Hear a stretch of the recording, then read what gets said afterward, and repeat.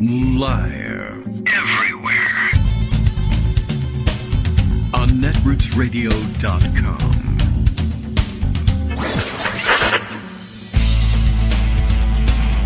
David Waldman. Kagro. In the morning. Now, here's David Waldman. Hey, good morning, everybody. This is the part where I have to turn the microphone on and do the show. Right. Okay. Well, I'm glad I didn't forget. It is Friday, December 2nd, 2022. Lots of twos in play. There's still 20 days. That means just under 3 weeks away from 12, 22, 22. 1, 2, 2, 2, 2. But, all right. Well, whatever. I just love to remind everybody of things like that. As though, who knows, maybe you'll go out and play the lottery and win. And donate 2 times of your winnings. I don't know, 2 cents, I guess, from what you win over to the show. And then send some over to Netroots Radio, by the way. Why don't you do that? So they can keep us on the air. All right, it's Friday. Time to catch up with, various stories. And as I made clear in the morning post, if you took the moment to look at it, and I don't know who does, but it's there for you at all times. And, yeah, there's a lot happening just in court today, or at least a lot happened in the last couple of days just in court that we'll use today to catch up on. You could consider that one story. You could consider it a dozen different stories. You could consider it a dozen different looks at a single story. And who knows, the way things are going and the complexity of some of these cases, which is really amazing given how stupid Donald Trump is generally. The fact that it could become a complicated case is, probably has got a lot of lawyers beside themselves, I am sure. But, I guess it's an interesting exercise anyway. He exposes a lot of the, seams and joints of the legal system by simply asking the question, what if I don't actually listen to you? What if I don't do the things? I don't obey the law. I don't listen to you when you order me, or you use the courts to order me to do something. You threaten people with jail. Whatever it is. And, to date, I mean, he's had an answer for everything. For 4 years, the answer was, to the extent that you're using the federal judiciary power to compel me to do things I don't feel like doing, I'll just pardon the people who don't do it. And then, of course, he lost that power, having lost the presidency. And so the power he's got now is, what if I just make you prove everything every step of the way and drag this out for a very long time? And I'm 70-something years old. I may die before you ever actually exercise jurisdiction over me in the way you're looking to do. I'll appeal this, I'll appeal that. I want a ruling from the court that says this court has jurisdiction over me. I want a ruling from the court that says this court is a court. I want a ruling from a court that says another court recognizes that this court is a court. I want a ruling from a court that says that the writing that says that you recognize the other court as a competent court of jurisdiction was written with the right kind of ink. I want, keep going forever. And I mean, I guess if you're willing to spend your fortune or steal a fortune from other people to pay for that, you can continue to do that in our system. We don't know what to do with that.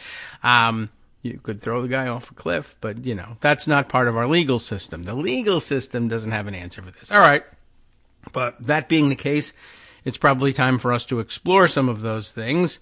And why don't we do that? Let's see. I'm going to switch my screens here so that I have the other stuff up. Oh, yes, right. I need to open up the correct email box so that I can see all 15,000 of my emails from Raphael Warnock. You should be donating your money and helping out and driving people to the polls or whatever you could be doing to increase turnout and increase our chances of winning that seat, holding that seat in Georgia. It's extremely important. I don't begrudge him all of these emails. I can handle it. But it'll be nice when it's over, and it'll be even nicer if he's sitting in the Senate when it's over. So, just saying that. The coronavirus tracking emails here, I just thought I'd check in since we checked in yesterday. Bump up again for Loudoun County, 68 cases yesterday. It's creeping up, and I guess because it's cold and flu season, and, people are indoors and people aren't really doing what they're supposed to be doing in terms of protecting themselves. It'll creep back up. Everybody figures they'll just take the Paxlovid, I guess, and make it go away. And I wonder, though, if there's more testing going on because people are trying to figure out whether it's the flu or COVID. Whereas before, if you were caught something like that in the summer, you'd just figure, all right, well, it's COVID. I'm sorry to say, but we'll just deal with it. Questions about that. All right, well, we'll see how things develop. Hopefully the numbers stay relatively under control. I've seen nothing that indicates that the hospitals are in any trouble. That's the real issue. You can't just wish the COVID away, even if you wear makeup every day and don't want to smear it using a mask. It doesn't matter. It's still there. All right, let's see. So jumping back into Pocket, I know I've put a ton of things away. A lot of them are very interesting. Oh, one of them is a follow-up.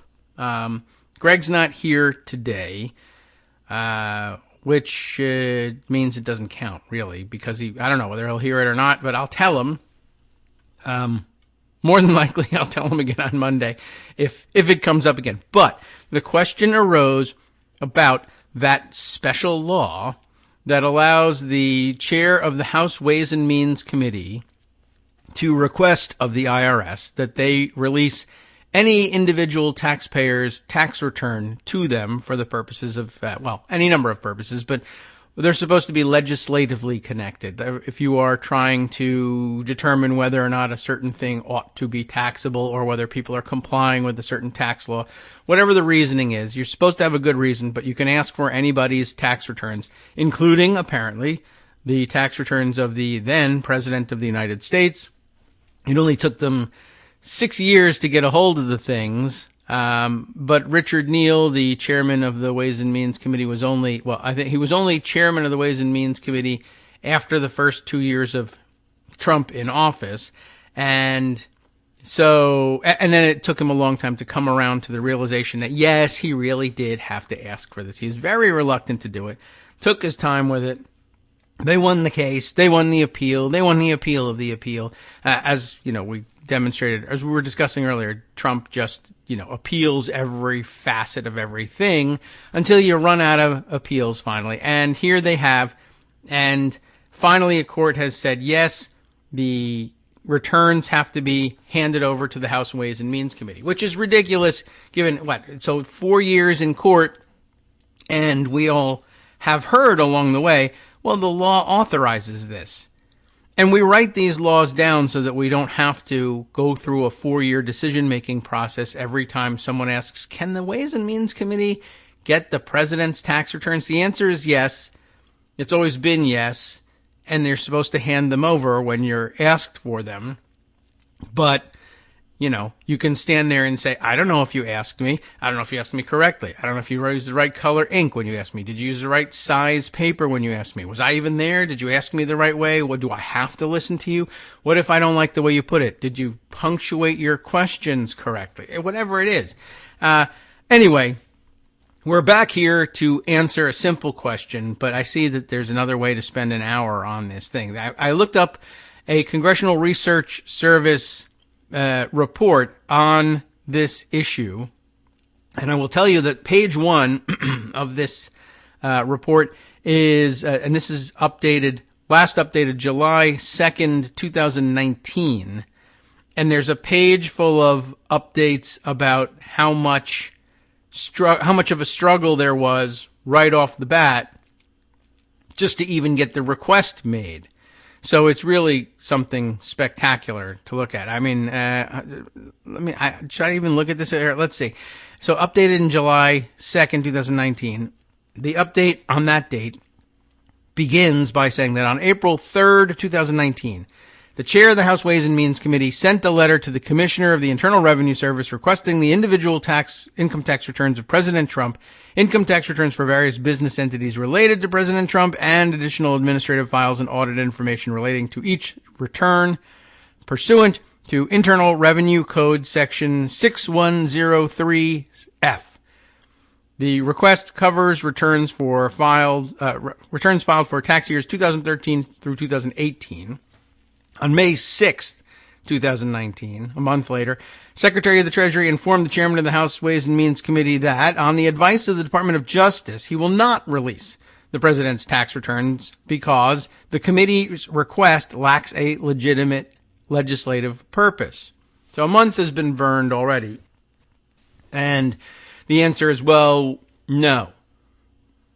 So a couple days later, on May 10th, the committee issued subpoenas to the Secretary of the Treasury and asked the IRS commissioner for the production of virtually the same tax return information requested under, again, Internal Revenue Code Section 6103F.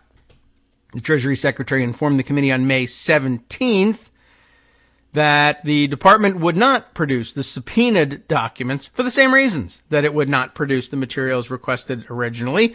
On July 2nd, 2019, so we're already April, May, June, July, 3 months into it, the House Ways and Means Committee filed a complaint with the U.S. District Court for the District of Columbia seeking court orders for the production of both the subpoenaed documents and the documents requested under 6103F.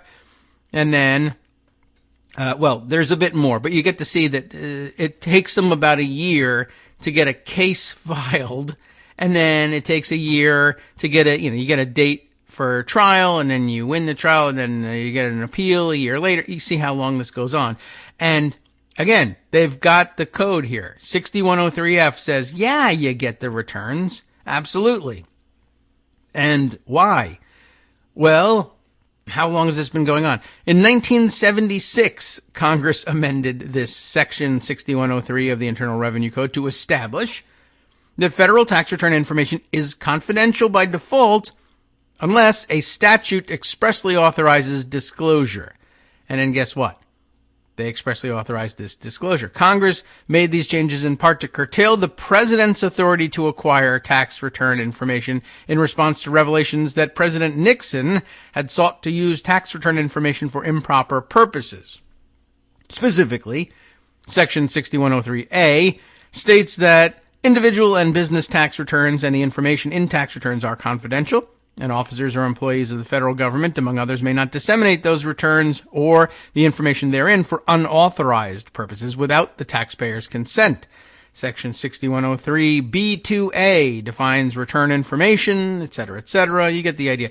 In other words, they wanted to prevent the president from being able to request any individual tax return and disseminate it for improper purposes. But one exception in this statute's authorization of, I've skipped over the part here that actually discusses this. Congress, however, has established a number of exceptions to this general prescription against disclosing taxpayer information, including certain disclosures for use in legitimate tax administration, criminal proceedings, audits conducted by the Government Accountability Office, not just any audit, and child support enforcement activities. How do you like that?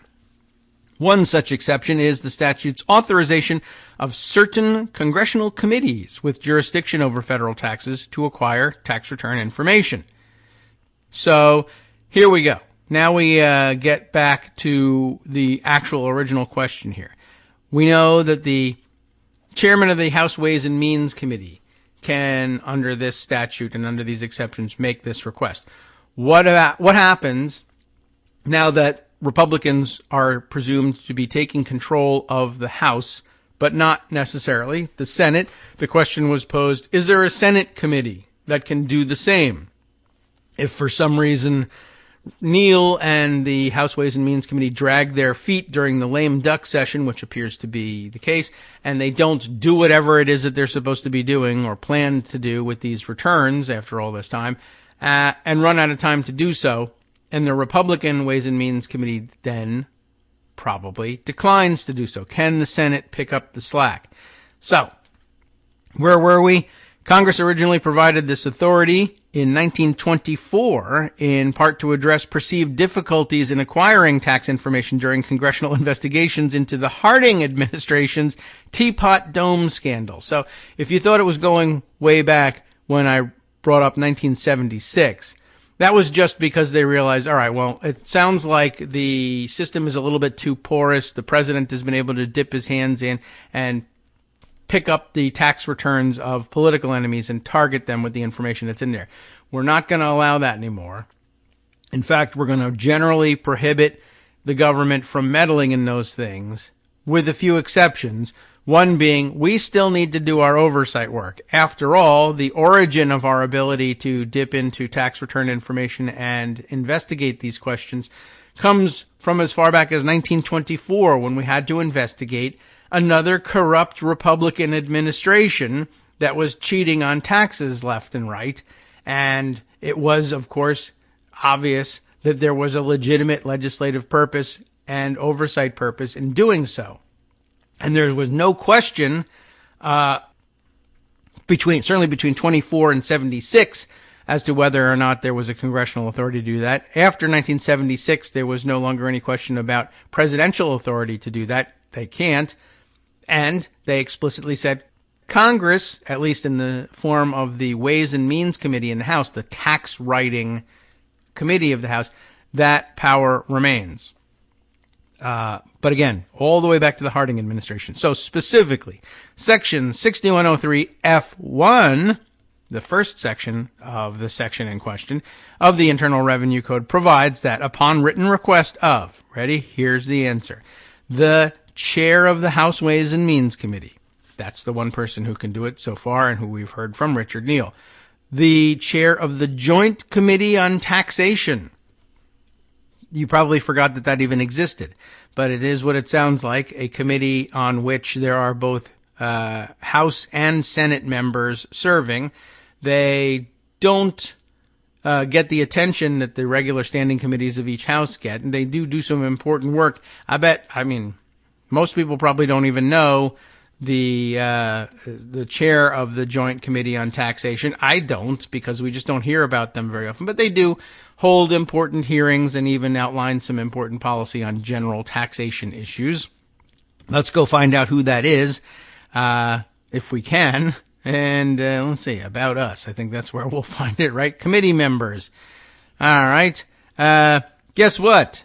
Well, of course, the vice chairman at the moment is none other than Richard Neal. You won't be surprised by that, of course, that the Joint Committee on Taxation draws from the two tax writing committees in each house.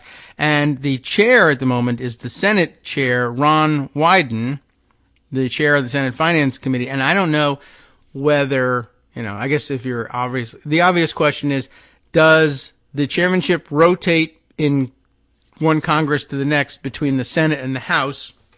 And if so, will the Joint Committee on Taxation be chaired by the Republican chair of the House Ways and Means Committee in the coming Congress? And I don't know. But the answer is probably. It sounds like the sort of thing that will probably rotate between the two. So the Joint Committee on Taxation probably, well, they won't really be interested in getting the returns anyway. It doesn't usually fall within their bailiwick. But back to what we were reading, there's another committee that can do it, the Senate Finance Committee. And all three together are, hereinafter, referred to as the tax committees, and that's why they have the right to make this request. So upon written request of the chair of either the House Ways and Means Committee, the Joint Committee on Taxation, or the Senate Finance Committee, the Treasury Secretary, quote, shall furnish, unquote. Any doubts about what that means? It only took them 4 years to figure it out. Shall furnish the requested tax returns or return information to the relevant committee. Under Section 6103F2, the Treasury Secretary also, quote, shall furnish requested tax return information to the JCT's, Joint Committee on Taxation's, Chief of Staff, who may share the return information to any of the tax committees. So one thing you could do right now is the House Ways and Means Committee could hand those tax return information, that information about the tax returns over to the current Chief of Staff of the Joint Committee on Taxation, who may share the return information with any tax committees, like, say, the Senate Finance Committee. Absent the relevant taxpayer's consent, any personally identifiable tax return information received on a by a tax committee under 6103 F1 or F2 may only be provided when the requesting committee is in closed executive session. So you might want to remind your friends on those committees to do that. Section 6103 F5 also authorizes a whistleblower who has access to return information to disclose it to the tax committees if such person believes that such return or return information may relate to possible misconduct, maladministration, or taxpayer abuse. I don't think we're in that situation. I mean, we would be in that situation if a whistleblower came forward, but we didn't need one. Section 6103F3 also directs the Treasury Secretary to provide return information to any other non-tax committee in response to a written request. That's interesting, but only if the House or Senate passes a resolution specifically authorizing such committee to inspect return information. I don't suspect that would be necessary at this moment, since they can just hand things. They can, if they move, hand things over to the Senate, apparently via the Joint Committee on Taxation. I don't know why that's actually necessary, or it might not be. It might just be there's an additional person who can request that these things move, and that's the Chief of Staff of the Joint Committee on Taxation. And, I think they might be able to just simply transfer it directly from one tax committee to another. I don't see why the Senate committee can't request it of the House committee and just have it be handed over. By the way, Thomas A. Barthold, Barthold, is the name of the current Chief of Staff of the Joint Committee on Taxation. We'll see whether he makes himself busy with that work over the next week or two. So there, I just thought I would point that out for you. And if you really want to know, I mean, I won't do him the disservice, but if you wanted to ask him to do that, his phone number is on here. I mean, his office phone number. I don't know that you're going to get through there. And, but it might be interesting to call him up, I don't know, and say, did you know that under IRS code section 6103F, or 3, was it? You have the authority to request those tax returns from the House Ways and Means Committee and turn them over to the Senate Finance Committee. And I recommend that you do that before the end of this Congress and the beginning of the next one, since you may or may not be Chief of Staff of the committee when Republicans take over the House and possibly the chairmanship of the Joint Committee on Taxation come January 3rd. Just want to point that out for you. Have a nice day. You don't have to be abusive about it. All right. So now we've answered that question. Yes, there's another committee that can get them, and there might be work to do in order to get them in their hands, and they should probably move quickly. Don't you think? All right. Let's see. I said there was a lot going on in court. There is a lot going on in court these days. Where do we go first? Let's see. We have only a few minutes before the first break, of course, because we burned it all on congressional procedure. But out in Arizona, Cochise County, which I've taken to thinking of as Tochise County. I don't know really why. I'm sorry to all the good folks there, if there are any. I think there's at least one Democratic member of the board there. I can't remember what they call their county commissioners. Is that right?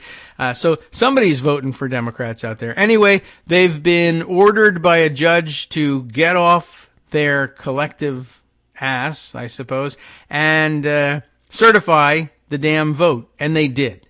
And what happened was the Democrat on the, what is it again? The board, showed up in English and said, okay, we're ordered to do this. I'm going to vote to do it. And then one of the Republicans, Peggy Judd, who I guess sounded like the wobblier of the two Republicans in the sense that she actually wanted, said, I feel bad about not complying with law and court orders. She showed up to comply as well. That's 2 of the 3 that they need. And the jerky Republican who couldn't navigate a way out of this without betraying his Trumpy ideals just decided not to show up. So he's not on record voting yes, but he's not on record voting no either. So the election law blog is what I'm reading for the basic news here. Cochise County complies with judge's order and certifies election results. The election law blog, I don't know if it's written entirely by Rick Hasen, whose name comes up all the time in our reading, but he's written this thing. The latest, all it is a quote tweet from a local news station there, Channel 12. On Thursday, a judge ruled the board had, quote, exceeded its lawful authority by not certifying the election results on time and ordered the board to hold an emergency meeting by the end of the day. Remember that, I think the deadline was Wednesday, wasn't it? I don't know. And then they said, or maybe it was even earlier than that. And anyway, on Thursday, they said, by the end of the day, please. The judge said the supervisors, Board of Supervisors, failed to present evidence demonstrating that they had the legal authority to not canvass the results on time. Again, Peggy Judd and Ann English complied with the order and voted to certify the election results. Republican Supervisor Tom Crosby was notably not in attendance. During Thursday's meeting, Judd, not the judge, but Peggy Judd, the Republican, suggested she will continue fighting to ensure elections are conducted fairly. Now, I think we're all going to fight for that. Don't you think? Anyway, as I mentioned, many other interesting stories happening in courtrooms around the country. Can we squeeze another one in here? Well, maybe I'll squeeze in as much as I can of the Washington Post's fuller narrative of this story, because there's another angle on it, something else happening in another case, similar related case, also in Arizona. Arizona County ordered to certify election as GOP lawyers are sanctioned, which lawyers, as it turns out, not the Cochise County lawyers, but lawyers for Carrie Lake and Mark Fincham over there failed suit to force a hand count. And the answer, by the way, to the hand count is 2, if you're lucky. So that's it. I don't know what else they wanted to count and why it's taking so long. But maybe they were using one hand to do the counting and got confused. Anyway, you got to count the one you're using. Anyway, yes, so a judge in Arizona on Thursday ordered the governing board of a ruby red county in the southeastern corner, you know which one, Cochise County. You will meet today, and you will canvass the election no later than 5 o'clock. I don't know why that strident language wasn't in the election law blog. It made good sense. Anyway, I guess Channel 12 doesn't go for the hard stuff. You got to go to the Washington Post for that. We'll be right back for more after this. Hi, I'm Scott Anderson, the guy that writes the daily summary for this show, Kagro in the Morning. Thank you to everyone that supports this show. Many of you send donations through PayPal, Patreon, Square Cash, Radio Public, and so on. Some of you write your own essays and send them in, or read articles with your own commentary. We appreciate it. Now, some of you are listening to this and thinking, I'd like to help, but isn't there something I could do that wouldn't require money or effort? Why, yes, there is. You can just like us. On Daily Kos, they call it the recommend button. YouTube has a thumbs up. There are hearts and likes and love buttons. Tap our love button. Tap our love button every day. Share our shows and summaries on Facebook and Twitter, YouTube and iTunes, Stitcher and Amazon. Most of these places allow you to write a review, so a sentence or two would be great. Recommend us to social media, or tell your friends to listen to the show. You aren't just helping us, you're helping them find their new favorite thing to listen to. You could change the world. So thank you in advance from me and everybody else in the world.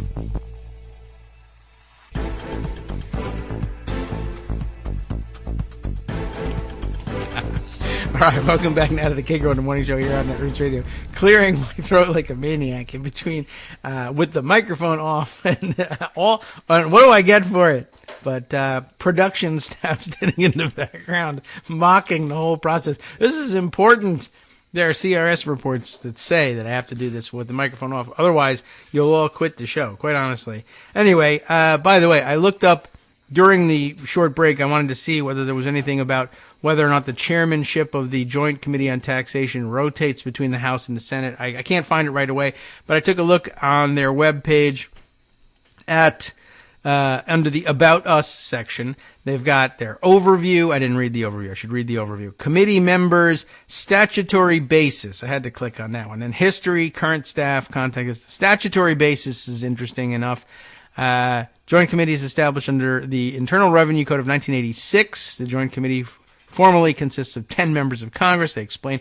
You might as well know this, right? 5 members from the Senate Committee on Finance, 3 from the majority, 2 from the minority, and 5 members of the House Committee on Ways and Means, also 3 from majority, 2 from the minority.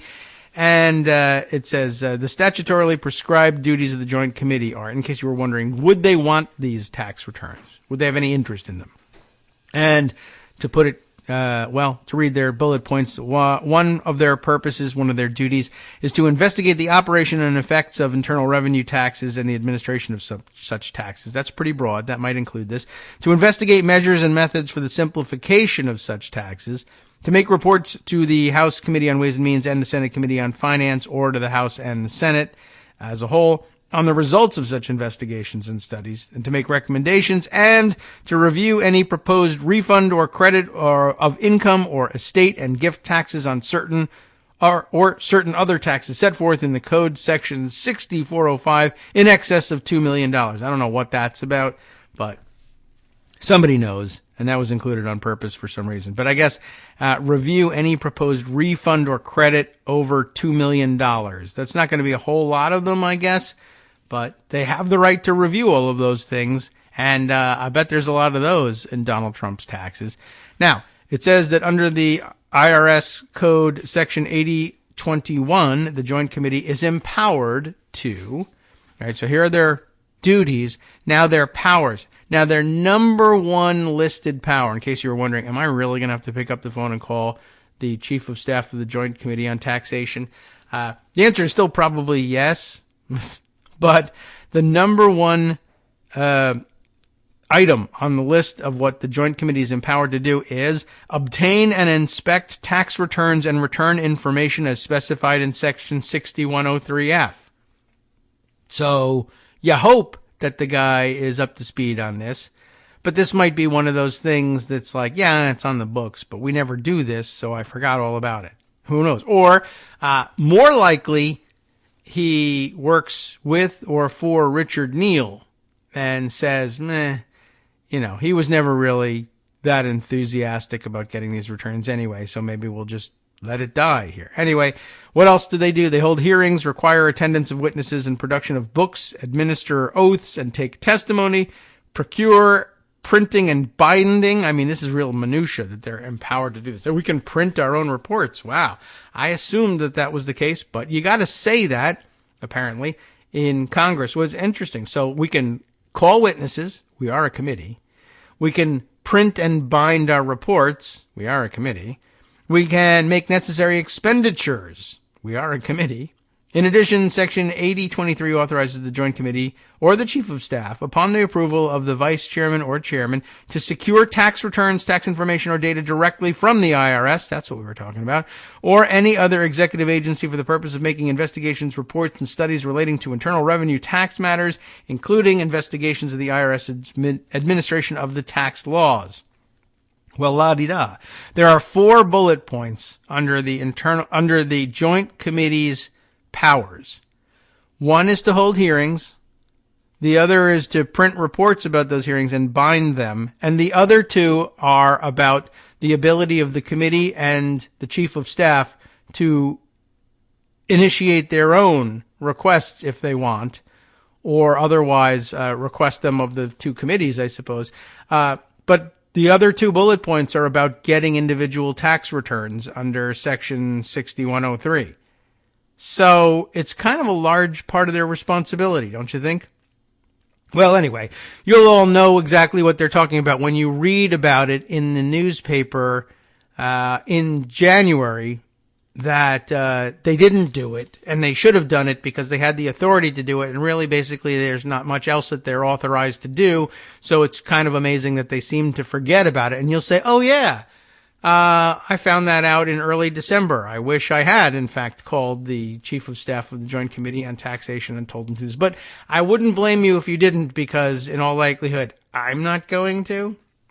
But I might start talking about it a little bit, and I might end up having to be moved to do that. And of course, the guy won't answer, but they'll say, thank you very much. And then later I'll get an email that'll say, duh, I know that. But that doesn't mean that he's going to do it. So anyway, if you're wondering where that ends, there. But now you know. You're so brilliant. Okay.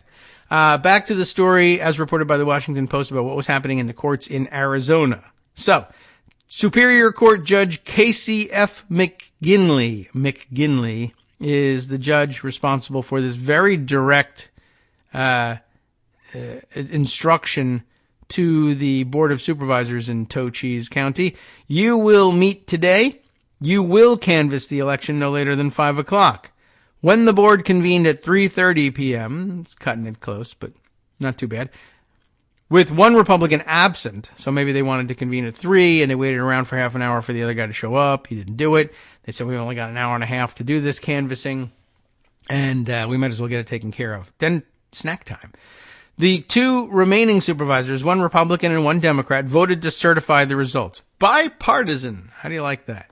The surrender, under court order, ended a standoff in Cochise County, it's Cochise, that threatened to upend the state's process for affirming the will of more than 2.5 million Arizona voters.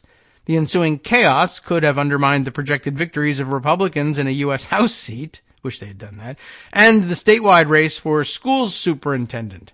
Katie Hobbs, the Democratic Secretary of State and governor-elect, moved aggressively to head off that scenario. Thank you very much, say the Republicans, right? No, impeach her, attack her family, set her house on fire. All right. Great. Her office sued the Cochise County Board on Monday after its members voted 2-1 to flout a deadline for all counties to certify the results in a process known as canvassing the election. State certification is set for December 5th. What is that, Monday? So, we're out of time. The denouement, is that right? Denouement? Is that, I guess, I don't believe I've ever had to pronounce that one out loud, of Cochise County played out as a federal judge, also on Thursday, sanctioned lawyers for Kari Lake and Mark Fincham, the unsuccessful GOP candidates for governor and secretary of state, respectively. Taken together, the orders show how judges are scorning efforts to politicize ministerial roles and undermine election administration. That is a good thing to do. The federal judge, John Tucci, not CCI like Stan Tucci, but Tuchi, which among Hebrew speakers would be John Tucci, which it's probably not. Anyway, federal judge John Tucci, I assume, of the U.S. District Court for the District of Arizona, it's a good thing that he was in the right district, wrote that sanctions would, quote, make clear that the court will not condone litigants, ellipsis, furthering false narratives that baselessly undermine public trust at a time of increasing disinformation about and distrust in the democratic process.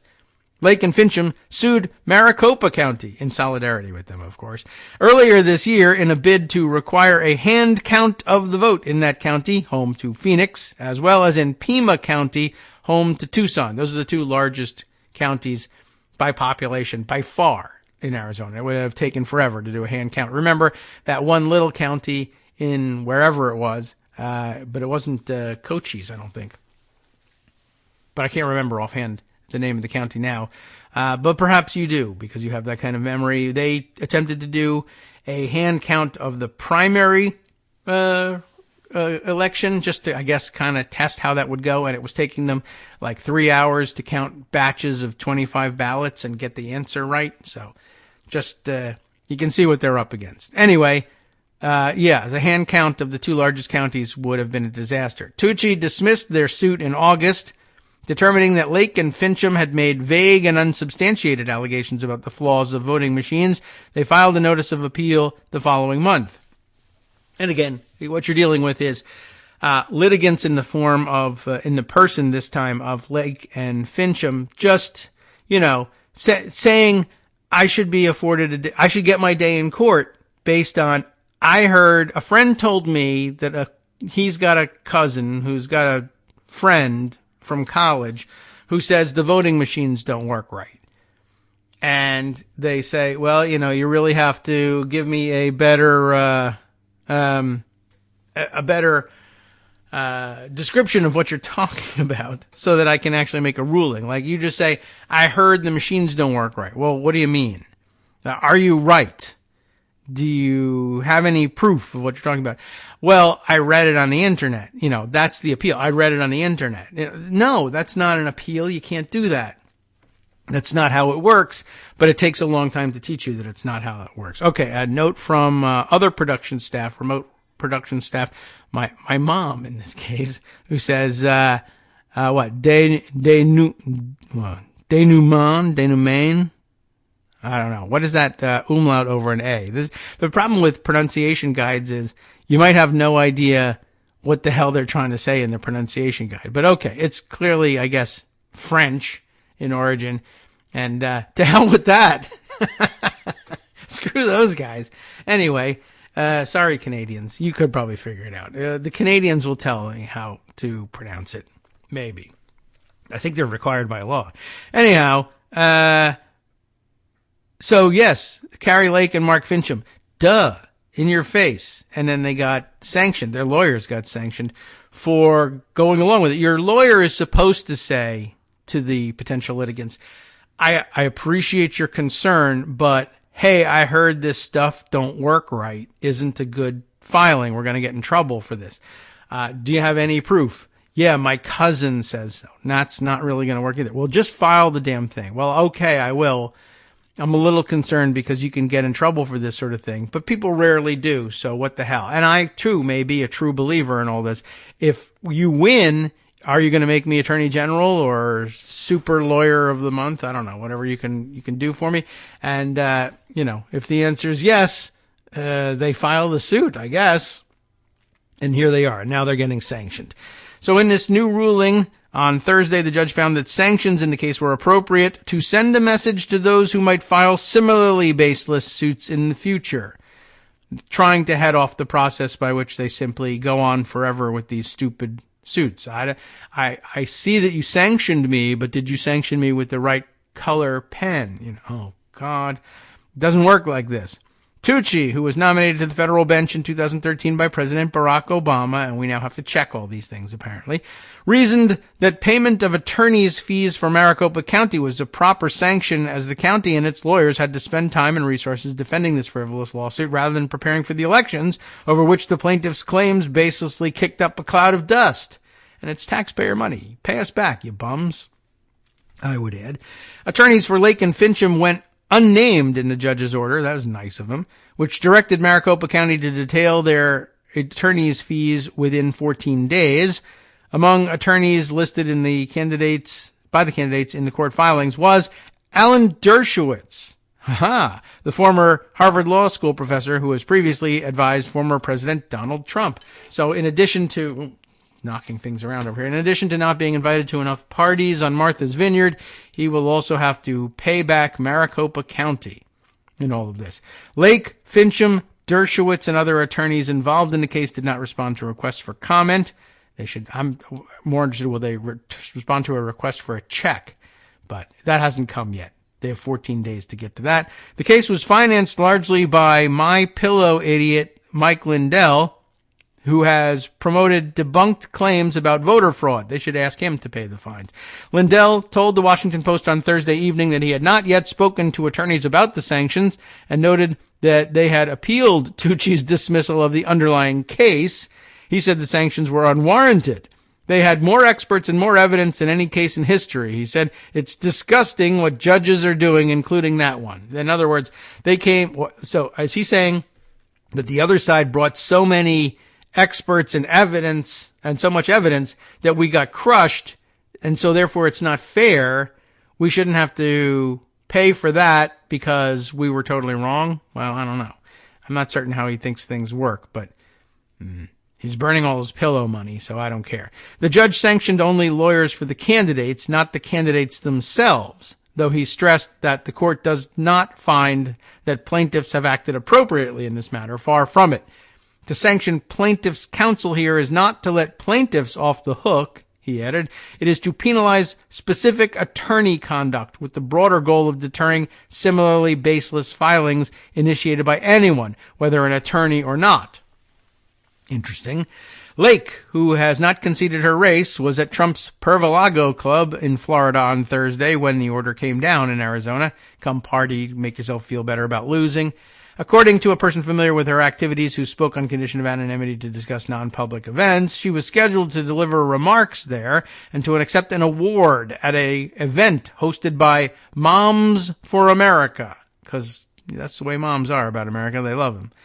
which says it's a national movement of mothers to reclaim our culture for truth, freedom, and the Constitution, which is to say it's not anything. It's a bunch of weirdos that hang out at Pervalago and pretend they're an organization. Tucci's order punctuated an already dramatic day in Arizona where post-election fights have put Tucci's county under the spotlight. The county supervisors appeared in court Thursday without legal representation. No one would represent them, having only secured counsel that afternoon. Oh, that's right. I think they said they found some, weirdo MAGA lawyer who has been involved in these kinds of cases all along.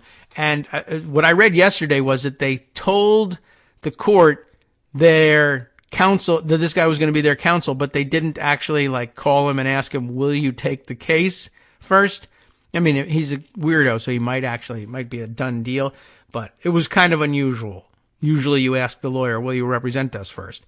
The county's attorney, Brian McIntyre, refused to represent the supervisors in the matter, having previously advised them that their action was unlawful. That's what Judge Tucci is getting at here. Is he's looking, by sanctioning the lawyers, he's looking to remind lawyers, you have a duty to tell your clients when they're idiots and they have no case. They can push you to go forward, but you shouldn't do it, is what I'm saying. So there you go. So that's what the county attorney, the actual county attorney, did. He said, I'm not going to help you with this. This is unlawful. Next, they sought to retain Brian Blame, Blehm, Blame. You don't want your attorney's name to be Blame, but it is. He's the attorney who represented the cybersecurity firm Cyber Ninjas in its haphazard audit of that's generous, of the 2020 election in Arizona, but he declined to take the case. How about that? I guess I thought it was a done deal just because he was a big idiot, and a big famous idiot, famous for being an idiot, is being asked to take a case. Of course he's going to take it. Tom Crosby, one of the two supervisors behind the move to delay certification, asked the judge to put off the proceedings until next week so that the lawyer found by the board, Daniel McCauley, could get up to speed on the case. Guess what the judge said? F you. No. Saying any continuation of the proceedings was not in the interest of justice. In other words, you never had a case.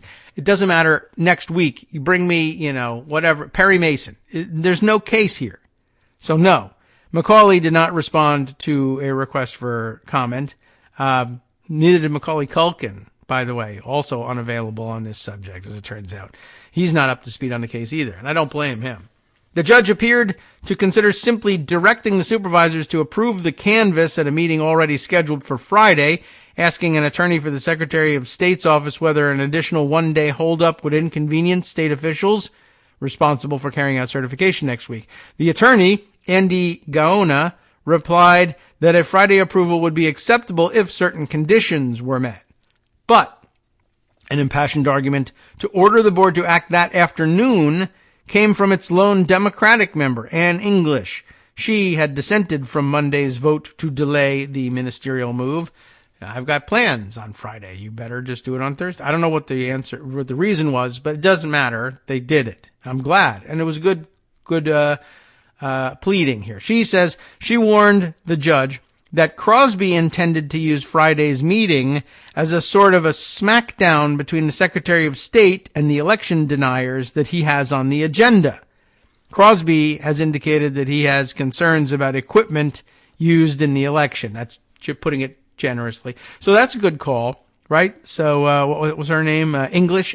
Ann English says, Judge, if you just let us use if you just let them use the Friday meeting that's on the schedule to do this certification, I'm glad the state thinks that it wouldn't get in the way, but we have a slate of witnesses that Crosby has lined up for the Friday meeting, and he's just going to use them to harass and confront the Secretary of State. And you should just basically make us certify it today, and then tomorrow, or Friday's meeting, which is now today, while it'll be annoying and we have a slate full of idiots, it'll be a done deal at that point, and we'll all be able to just roll our eyes and ignore what the witnesses are saying. That would be better. And I guess he agreed. The judge, in ordering the board to convene on Thursday, said such concerns were not a reason to delay a canvass. He found that state law unambiguously requires counties to certify the results by November 28th unless the vote tabulation is incomplete, which it's not. Crosby did not appear when the board met later Thursday to comply with the judge's order.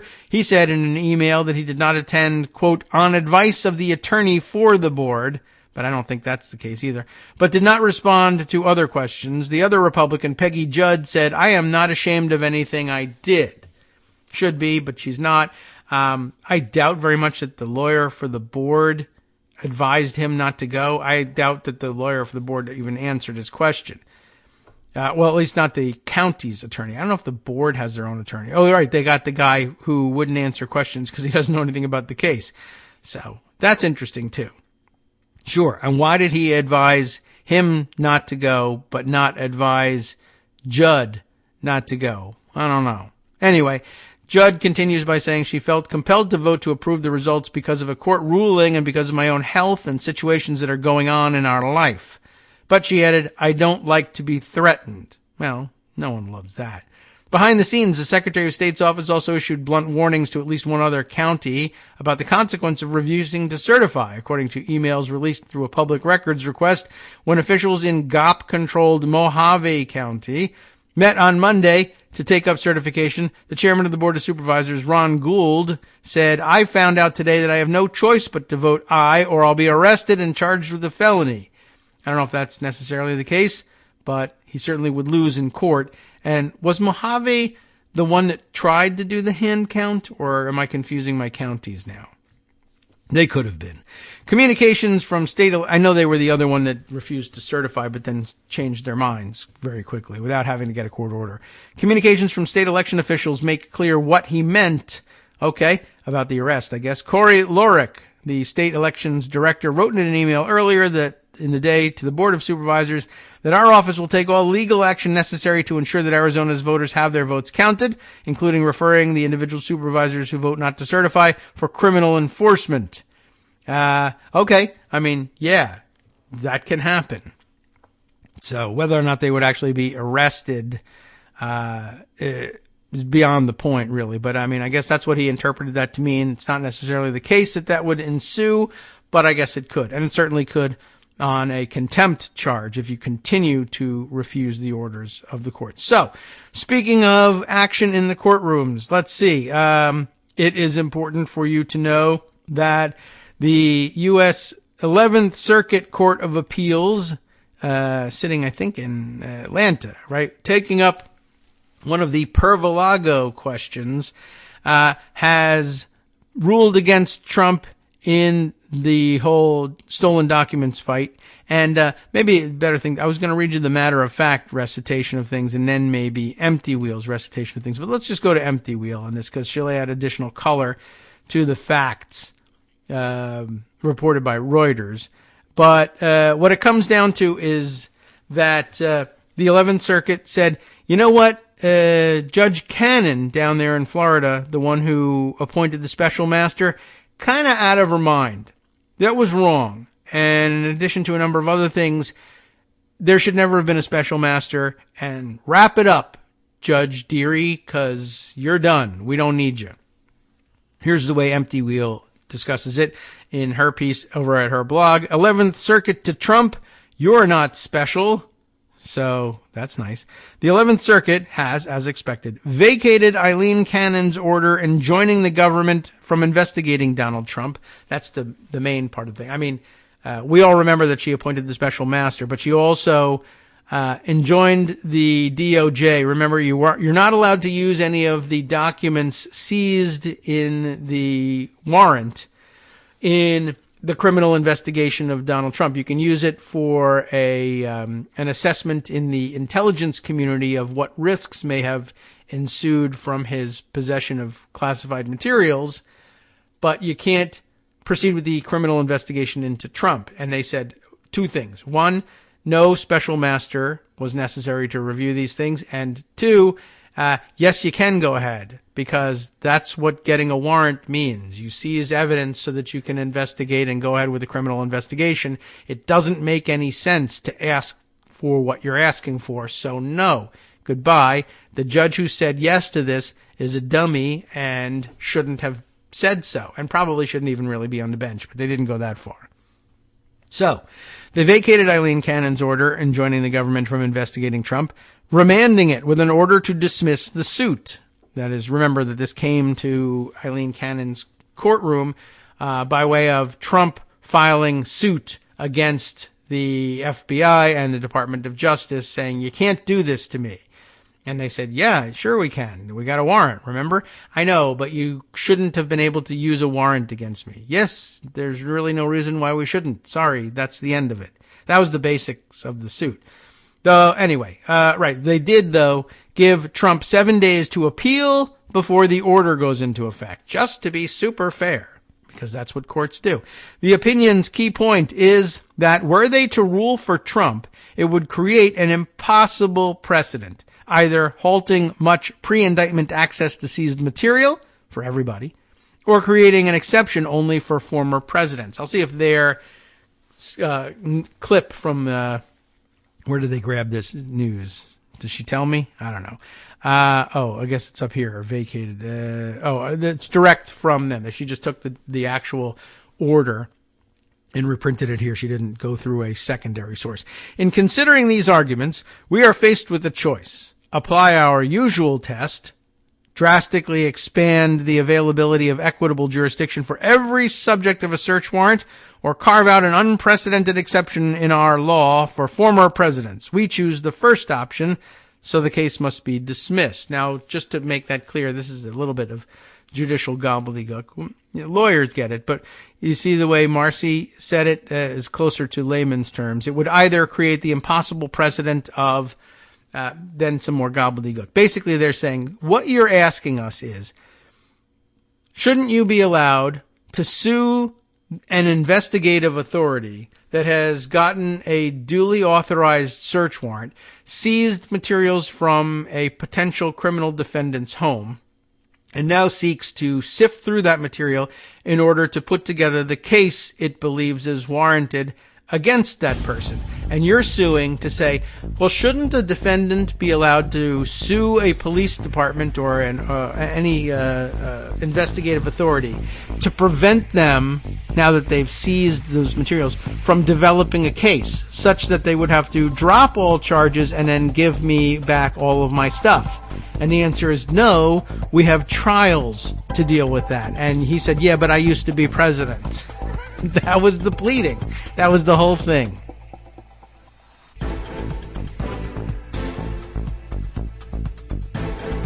All right, welcome back now to the Kagro in the Morning Show here on Roots Radio. Okay, well, at any rate, we were in the middle of explaining to you through Empty Wheel's good offices what was going on in the 11th Circuit.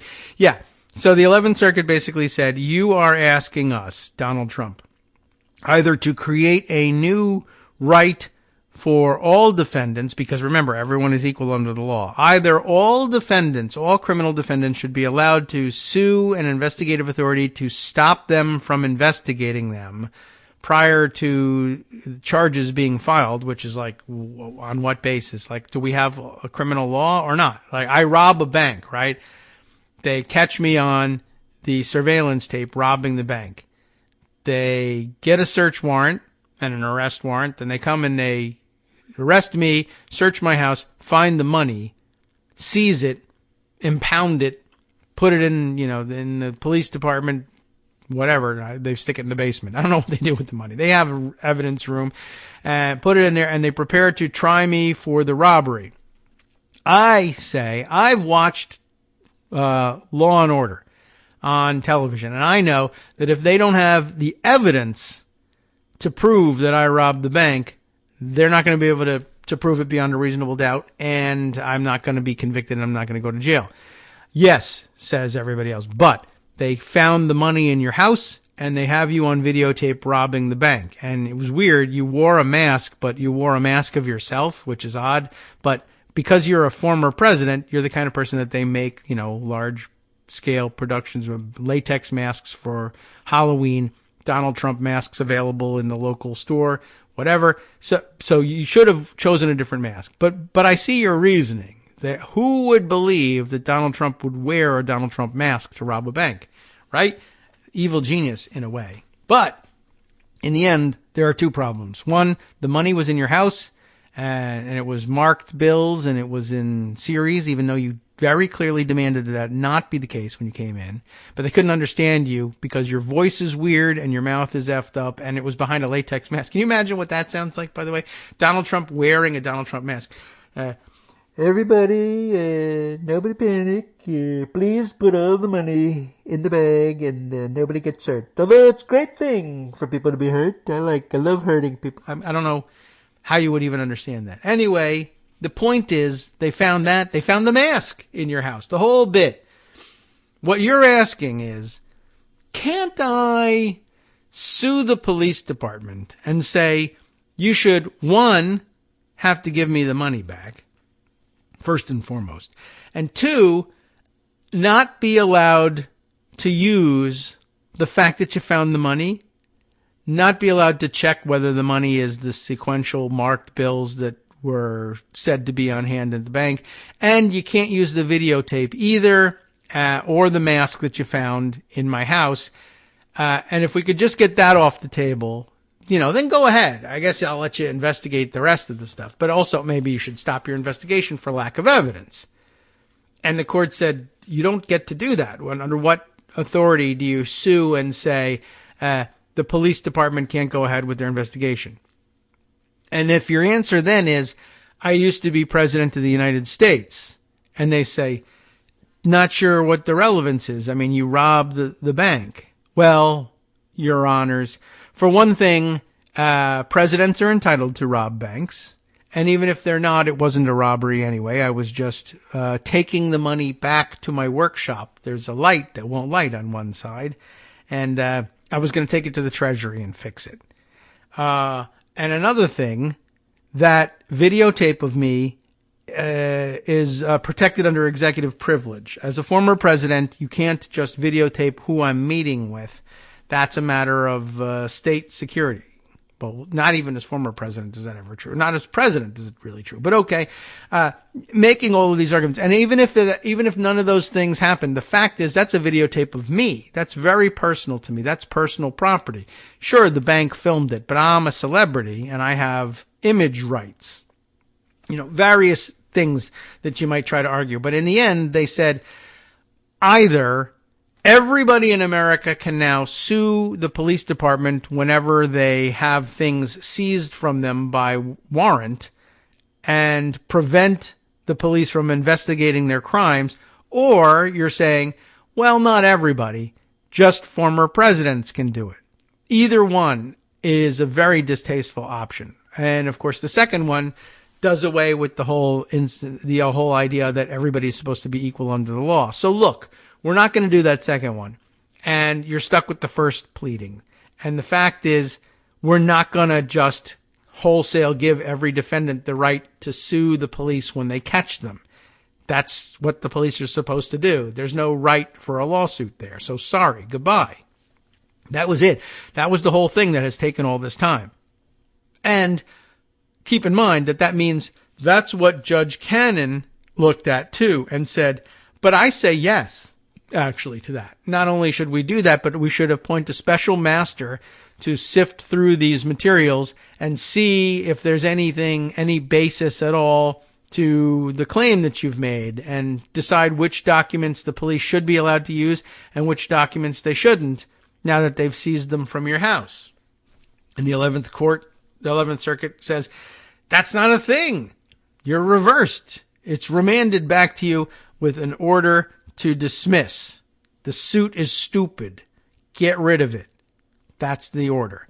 So, there you have it, right? And the way they say it in polite language. In considering these arguments, we are faced with a choice. I don't know why they're English at this point, but makes them sound official. Apply our usual test, that is, that would drastically expand the availability of equitable jurisdiction for every subject of a search warrant, or carve out an unprecedented exception in our law for former presidents. We choose the first option, which is very dumb, but not quite as dumb as the second, so the case must be dismissed. There's a portion missing here that Marcy didn't feel was important enough to include so she could get right down to this part. The law is clear. We cannot write a rule that allows any subject of a search warrant to block government investigations after the execution of a warrant. Nor can we write a rule that allows only former presidents to do so. Either approach would be a radical reordering of our case law, limiting the federal court's involvement in criminal investigations. And both would violate bedrock separation of powers limitations. Accordingly, we agree with the government that the district court improperly exercised equitable jurisdiction and that dismissal of the entire proceeding is required. Now, Marcy adds, much of the opinion is a Ritchie analysis, referring to an earlier case, R-I-C-H-E-Y, the analysis Cannon worked so hard to manufacture. It's not all that interesting. The key point is that, as Jay Bratt told Judge Cannon on August 30th, the precedent in the circuit is clear. But in conducting a Ritchie analysis, which it ultimately called a sideshow, the opinion took repeated swipes at the efforts Cannon went to make stuff up to benefit Trump. Let's see, can we glean anything from the rest of these, or does it get a little bit too weedy? The district court was undeterred by this lack of information. It said that based on the volume and nature of the seized material, the court is satisfied that the plaintiff has an interest in and need for at least a portion of it, though it cited only the government's filings and not the plaintiff's. But that is not enough.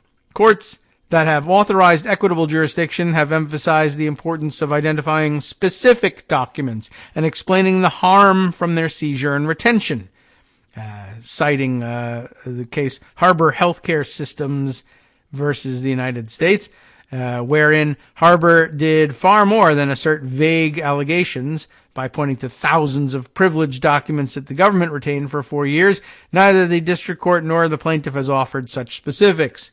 Marcy says the opinion was even more scathing, though, in dismissing the notion that leaking classified information would harm Trump. Plaintiff has adopted two of the district court's arguments, dedicating a single page of his brief to discussing the first and third theories of harm. On the first argument, plaintiff echoes the district court and asserts that he faces an unquantifiable potential harm by way of improper disclosure of sensitive information to the public. It is not clear whether the plaintiff and the district court mean classified information or information that is sensitive to the plaintiff personally. If the former, classified, permitting the United States to review classified documents does not suggest that they will be released, any official who makes an improper disclosure of classified material risks her own criminal liability. What's more, any leak of classified material would be properly characterized as a harm to the United States and its citizens, not personal injury to the plaintiff. Marcy then goes on to say the only thing specific to Trump's status as ex-president, besides the opinion's repeated reminder that he is not special, is the way in which the opinion twice dismissed Trump's claim that if he had designated these documents his personal property under the Presidential Records Act, then it would allow him to keep them. That's nonsense, of course, because warrants authorize the seizure of personal property as a general rule. Remember, again, what he's saying here is this warrant should never have been issued because they're seizing personal property from me. Yeah. It's also some classified information about nuclear programs of other countries. Sure. But mixed in with that, I had some golf shirts and some pictures of Celine Dion and some news clippings, and they took all of that. And therefore, the warrant is invalid because that's personal. They can't just come in here and take my personal property and take it away from me. And the judges are like, that's what a warrant is. Like, you can't just go in there and take things. You have to come to a magistrate judge and say why you want to take them and show that they will probably be used as evidence against you in a criminal proceeding. And a judge says, all right, that sounds bad. In other words, he robbed a bank. He's got money in there. We're going to take that money and use it against him as evidence in court. And he says, but that's my personal money. Possession is 9/10 of the law, so it's 9/10 mine, 90%, right off the top. And judges say it's actually evidence of a crime, so no. but it's my personal property. For instance, so is the mask that I used to rob the bank. Allegedly. Right. I know it's your personal property, but it's evidence of the crime. That's just like television drama law, guy. You can't just say it's personal, but it's personal. So what? You're a criminal. That's it.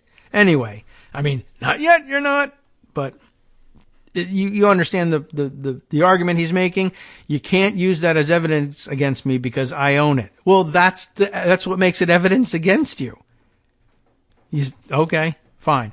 Anyway, indeed, the court continues, plaintiff does not press the district attorney's theory on appeal. Instead, he argues that the Presidential Records Act gives him a possessory interest in the seized documents. This argument is unresponsive. Even if plaintiff's statutory interpretation were correct, a proposition that we neither consider nor endorse, personal interest in or ownership of a seized document is not synonymous with the need for its return. In most search warrants, the government seizes property that unambiguously belongs to the subject of a search. That cannot be enough to support equitable jurisdiction. Is this your gun? Yes, it was used to murder the judge, you know. Didn't know that. Interesting point. Well, they were going to be using this as evidence against you in your trial for murdering the judge. No, you can't use that. It's my personal property. Have you ever watched a television show, sir? Anything that wasn't the Gorilla Channel? No? All right. Well, we'll teach you about the law as we go along. Anyway, there's more. Plaintiff's alternative framing of his grievance is that he needs a special master and an injunction to protect documents that he designated as personal under the Presidential Records Act. But as we have said, the status of a document as personal or presidential does not alter the authority of the government to seize it under a warrant supported by probable cause. Search warrants authorize the seizure of personal records as a matter of course. That's what they're for. The Department of Justice has the documents because they were seized with a search warrant, not because of their status under the Presidential Records Act. During a discussion of this factor at oral argument, plaintiff's counsel noted that the seized items included golf shirts and pictures of Celine Dion. The government concedes that plaintiff may have a property interest in his personal effects.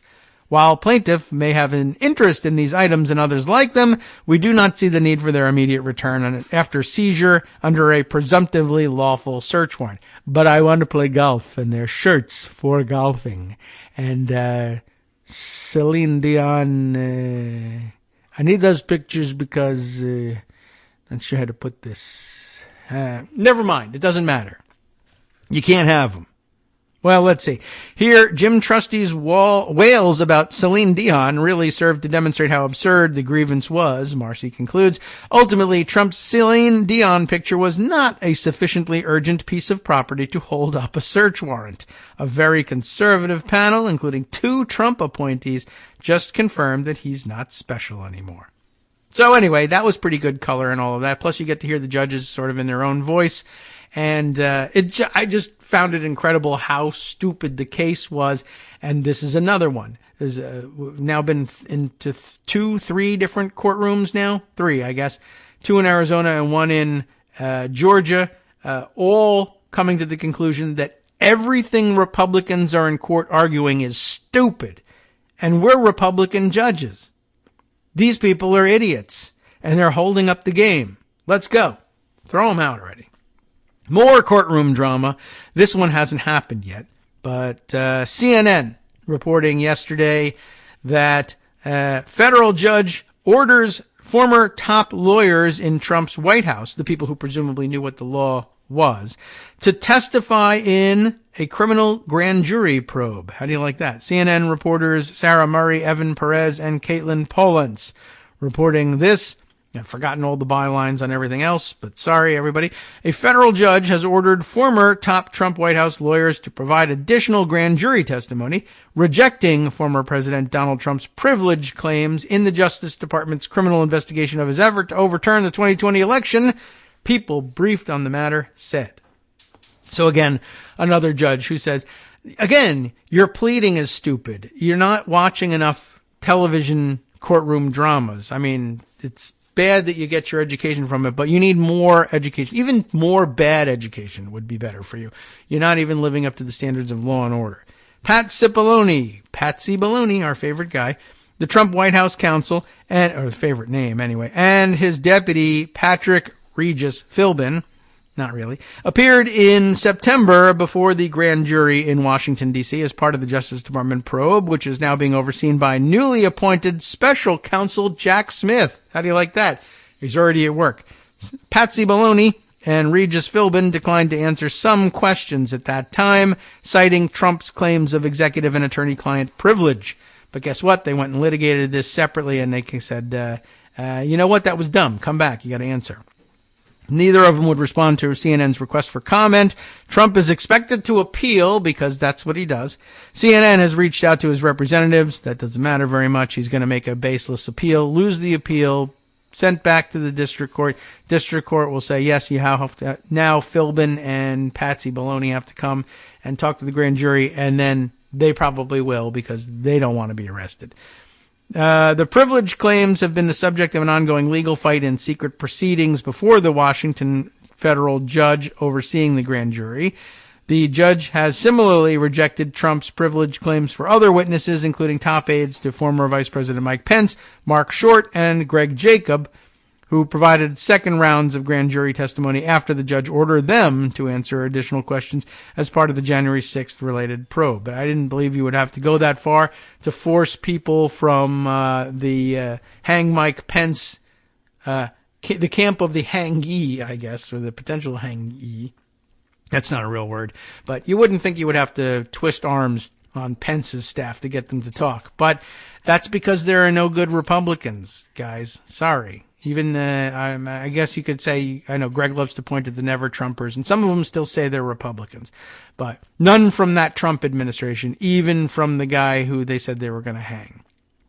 So just keep that in mind. All right. Any other courtroom related stories? I don't know. What's this one here? I got a tweet. Oh yeah, right. Oh, that was, Mike, Scarcella, reporting that Trump was going to lose the Mar-a-Lago search case. Okay, and that pointed us to the Reuters story, which I think is a more matter-of-fact recitation of what went on, and probably, therefore, more boring.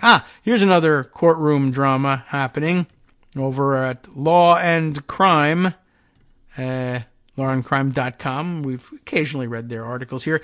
Adam Klasfeld, I guess, is the name of the reporter on this one. Indicted Colorado County Clerk's deputy agrees to testify against 2020 election denying boss in voting machine data breach trial. You'll remember when we start reading the names of the players involved here. It is Colorado's Mesa County Clerk and candidate for Secretary of State, by the way, Tina Peters. With trial less than 2 months away, a Colorado County clerk accused of a voting machine-related data breach in service of 2020 election denial suffered another legal setback. Her ex-deputy agreed to testify against her. That deputy, Sandra Brown, entered into a cooperation deal with the government against her ex-boss, Tina Peters, a former Mesa County clerk and a failed candidate for Secretary of State. This was an important step in the prosecution of Ms. Peters. District Attorney Dan Rubenstein from Colorado's 21st Judicial District told Law and Crime. Ms. Brown is taking responsibility for her actions and will face appropriate consequences for her role. She has also agreed to testify truthfully, that's good, about what she did and what she witnessed during the relevant time periods of the acts that Ms. Peters was indicted for. Rubenstein noted that the development cleared the Peters indictment of her co-defendants. What cleared the Peters indictment of her co-defendants? Okay. At this point, all of Ms. Peters' charged co-defendants have agreed to cooperate in her prosecution. She's a very popular lady. And testify against her at her upcoming criminal trial and any other proceedings in both state and federal court where they may be needed, Rubenstein added. Probably no surprise. Wasn't Peters the one about whom we also, at some point, got video of her, like, bullying people in a Starbucks somewhere? I can't remember exactly why. No surprise, then, that her entire staff of deputies and co-defendants have turned against her. She's not a pleasant person. Peters was one of the numerous pro-Donald Trump politicians who peddled conspiracy theories about the 2020 election while simultaneously running for positions with substantial control over voting practices in their respective states. Her campaign was interrupted by a 13-count indictment against her and Belinda Knisley, another ex-deputy who subsequently pleaded guilty. The 10 charges against Peters accuse her of 3 counts of attempting to influence a public servant, 2 counts of conspiracy to commit criminal impersonation, and 1 count of each of identity theft, official misconduct in the first degree, violation of duty, and failure to comply with the Secretary of State, which charge I'm sure she had hoped would go away if she could become the Secretary of State. It's a very weird situation handling all these people who are running for office for the purpose of exonerating themselves or gaining control over the ability to dismiss charges against themselves. But they learned it all from Donald Trump, so whatever. Anyway, though she still holds her county clerk position, which is unbelievable, Peters lost her primary election for statewide office. As first reported by the local news outlet Colorado Newsline, Brown pleaded guilty to the felony count of attempting to influence a public servant and the misdemeanor count of official misconduct at a hearing on Wednesday. At that hearing, Brown reportedly insisted that she initially did not know that she falsely told the Colorado Secretary of State that a man named Gerald Wood would attend a sensitive election software update in May of 2021. Prosecutors say that Peters planned to have an election conspiracy theorist named Conan Hayes pose as Wood. That's even weirder. Oh my goodness. Okay. At the same time I sent the email, I did not know that the person I was referring to as an employee was not an employee, Brown said at her plea hearing. Okay. According to the Colorado Newsline, but I found out later and I did not bring it forward. I need to take responsibility for my actions or lack thereof. Peters allegedly helped the unauthorized third party make copies of voting machine hard drives before and after a trusted build, as they call it, systems upgrade. As the result of the breach, confidential voting machine logins and forensic images of their hard drives were published on a QAnon-affiliated Telegram channel last year, CNN reported. Brown reportedly expressed regret for not fulfilling her duty to protect elections. My job was to protect the integrity of the elections, Brown said. I regret not fulfilling that duty, I suppose is the rest of the thing. Okay. My job is to protect the integrity of elections, Brown said in court. According to the Colorado Newsline, there were steps that I could have taken that I would have done that in a better way. But let's see. There were things going on that I should have questioned and I didn't. All right. Her attorney, Harvey Steinberg, did not immediately respond to an email requesting comment. You should immediately respond, Harvey. I think that would have made a fantastic addition to the article. Okay, so there you have it. Tina Peters in hot water, just checking in on her and what she's up to most recently. Let's see. I'm going to keep on cruising through our collection of material in Pocket here. Oh, yes. We'll need to get to this one too. Oh, and break coming up too. So, we'll jump in here with the tweet from Roger Solenberger. We're still using the old tweet system. I'm sorry, but this is where the news is. He tweets, along with the story from the Daily Beast, a woman has come forward using her real name to make the first on-record claims of domestic violence against Herschel Walker, who is up for election, by the way, on Tuesday. I don't know if you know that. She speaks to his mental disorder and is joined by 4 other ex-partners. There are a lot. This thread will break down their stunning claims. It's connected, of course, to the Daily Beast's reporting, probably by Roger Solenberger, on that very subject. Herschel Walker X comes forward. He attacked me in a rage, but let's use the minute or so before the break to read the thread, highlighting things. Oh, but he's just going to take screen grabs of his own story. Well, at any rate, we'll read the commentary. The woman, Cheryl Parsa, spoke of a 5-year intimate, tumultuous relationship in which she felt Walker manipulated her with his dissociative identity disorder. Yikes. Sounds like yikes. Maybe it's nothing. Lied and cheated routinely. She even visited his therapist on Walker's advice. According to Parsa, Walker and his doctor seemed to work like a team. Creepy. With Walker leaning on his diagnosis and his doctor allegedly casting her as savior. That's interesting. Put a little pressure on you, why don't you? The doctor, she said, warned that Walker had little to no control over his personalities. The worst case I've ever seen. Probably not great for Senate. But okay. Walker has openly discussed his experience with DID, dissociative identity disorder, I guess I know. And you don't want to, have a pile on about mental health or anything, but I mean, it might be something you want to take into consideration when voting for Senate. I mean, you probably opposed him on policy grounds already, so you could lean on that. But how interesting. I hadn't heard much about this. Walker's openly discussed his experience with DID, including his 2008 memoir, Breaking Free. He blames his past mistakes on his diagnosis and says today that he has overcome it. But DID specialists say the disorder is difficult to control. It does sound like a problem. And maybe we ought to dive in and read the article. I'll review it and see what we do next. Hi, it's me, David Waldman, the same guy who was just talking to you a second ago. Our Patreon subscription drive is still going strong, with over 175 monthly donors who help keep us on the air. If we've helped keep you going during the pandemic, why not return the favor and help us keep going so we can all be together for the next disaster? Patreon.com, Patreon.com, makes it easy to make secure, recurring monthly contributions to support our show. Patreon.com/KagroX gets you straight to our donation page. Maybe you'd like to thank us for keeping you sane during the Trump era. Maybe you're looking forward to in-depth explanations of what's going on in the Biden administration. Whatever it is that keeps you listening, we need your help to keep bringing it to you. And hey, if you happen to prefer using PayPal or even the Square Cash app, we're up and running with those options too. Thanks again, everyone, for all your support. We literally could not do this without you.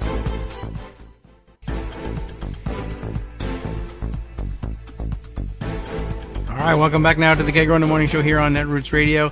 By the way, before I continue with the reading of the Roger Sollenberger thread, first of all, yeah, I took a look at his it is his article, isn't it? And it's enormous, which, usually indicates it's thoroughly reported. And I don't think we'd get all the way through it in the remaining segment. And so, who knows? The remaining segment may be eaten up by his tweet thread. But what I'll do is I'll read the actual comments that he makes in the tweet thread and skip reading from the screen grabs from the article that support the comments, and in the hopes that he makes a good rhetorical case, a solid and has good flow, a rhetorical case for the takeaways of the article. But you should read the entirety of it to get all the nuance and all the depth. It's a very long and very big piece. But before I get back to that, just checking in on the KITM hashtag, see what other people may have suggested along the way. Nothing during the course of the show, but I will take note of the fact that Darwin sent me the tweet of Liz Dye about the 11th Circuit ruling that we just read about that summed things up nicely. So I'm glad we did get to the 11th Circuit story. We knew we had to get to that, but he recognized, I think, a good report here. Is this directly from the opinion? I wonder. I guess so. The last comment, of course, is from Liz Dye itself, but the quote here, yes, quote, is, "This appeal requires us to consider whether the district court had jurisdiction to block the United States from using lawfully seized records in a criminal investigation. The answer is no." That's the end of the quote. And then Liz just adds boom to that, and it is quite boom. That is true. But I want to just point out again for the record, it's also duh. It's boom because shut up already, and it's a definitive strike, but it's duh. In fact, it's effing duh because, come on. Once again, just like we started with the case of the authorization to request the tax returns from the IRS, it's black and white. It says right here, this is what the law is. Boom. Yeah, boom, but come on. You're wasting our time. Anyway, that never stops him from doing anything, but let's get back to Roger Sollenberger's recitation of his very long and very thorough article. We left off by saying, oh, yes, did we? I feel like we skipped this bit here, but okay. At any rate, a woman has come forward with her real name to make the first on-record claims of domestic violence against Herschel Walker. She speaks to his mental disorder and is joined by 4 other ex-partners. We read all of that. Okay, we got down to here. Let's see. Right, that according to Parsa, the woman involved here, Walker and his doctor seem to work like a team, with Walker leaning on his diagnosis, his doctor allegedly casting her as the savior, you can never leave him, I guess. And Walker has little to no control over his personalities and is the worst case I'd ever seen. And that could be concerning for everybody involved. Now, he says in his memoir of 2008 that he has overcome his problem, but DID specialists say the disorder is difficult to control. Parsa detailed a 2005 incident, a violent incident where she caught Walker with another woman at his condo. Okay, bad situation to start with. She said Walker grew enraged and swung his fist at her. I thought he was going to beat me, she said, and fled. We corroborated through a friend that she told at the time. And there's a screen grab discussing the whole incident, backing that up. But in the interest of getting the narrative out there and doing it on time, we continue on. Parsa said the doctor told her he believed Walker was gentle, but had people in him that are capable of killing. Okay, but he's going to be using these hands to do it, right? It's another person, but the same hand. All right. Well, I'm going to stay out of the way. Walker doesn't disagree. In 2013, he said one personality was a guy who wanted to kill someone. And that's why I needed treatment. I don't want to stigmatize the mental health thing, but if you have like multiple personalities, and if you told me they're all friendly, see if we can get along. I don't know. I do have one personality that's kind of weird, though. What's he like? He's a person who wants to kill someone. Oh, no. Well, it's more specific than that. He's a person who wants to kill you. Well, I don't want to stigmatize your mental health issues, but I think we have a problem. Anyway, what if he says, I have another personality, though, who wants to be a senator? Okay, well, yeah, that's good. I'm glad, you have goals. One of you does, anyway. But DID specialists say the disorder isn't typically associated with violence. That's good. And that's good destigmatization. But I guess if one of the personalities that does, enjoy violence, that's bad. But not everybody has that. Parsa also said Walker leaned into his illness to, quote, avoid accountability for his actions. That's not good. But a fundamental principle of treatment is that DID should not be used as an excuse for behavior. So try not to do that. You've already done it, but stop. 4 other ex-girlfriends spoke for the report, including one extramarital affair. All said Walker was unstable, a liar, and a prolific cheater, both before and after he published the book he points to excuse his bad behavior. All but one said they fear him. Walker touts his Christian faith and cultivates an image as a family man. One of his personalities might be a family man. In 2010, 2 years after the book, Walker told Howard Stern, it's important, that he'd only had sex with 2 women. Okay. In total? I don't know. By that time, I guess so, because it goes on to say, by that time he'd fathered 3 kids with 3 women and reportedly paid for abortions for at least 2 women, though that doesn't necessarily by itself say to me that it's more than 3. But okay. It's not, 3's not 2. So we have that. Anyway, still, after the book, Walker became a celebrity advocate for mental health, styling himself a champion for mental health, that's in quotes, while campaigning. The girlfriends said Walker lied and cheated so much they suspected he sometimes used advocacy tours as cover to see other women. That's not great.